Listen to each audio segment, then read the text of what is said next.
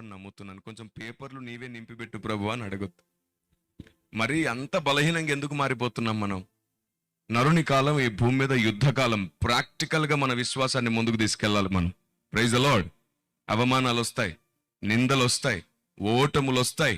పౌలుకు తప్పలేదు, క్రీస్తుకు తప్పలేదు, ప్రవక్తలకు తప్పలేదు, అపోస్తులకు తప్పలేదు, భక్తులు ఎవరికి తప్పలేదు.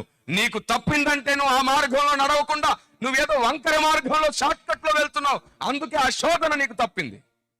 నువ్వు అదే శోధనలో నిగ్గు తేలే బంగారాన్ని అవ్వాలంటే వారు నడిచిన మార్గం గుండానే వెళ్ళాలి.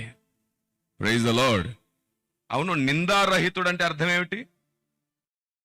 నిందలు రానివాడా? నా బంగారు తల్లులే. మరి పౌలుకు వచ్చింది నింద, యేసు ప్రభుకు వచ్చింది నింద, భక్తులకు వచ్చింది నింద, ప్రవక్తలకు వచ్చింది నింద, మోషేకు వచ్చింది నింద. అంటే వాళ్ళు నిందారహితులు కాదా? నిందారహితులు అంటే నింద లేనివాడు, నింద రానివాడు కాదు. నిందలొచ్చినా సరే నిగ్గుదేలినవాడు, నిరూపించబడినవాడు.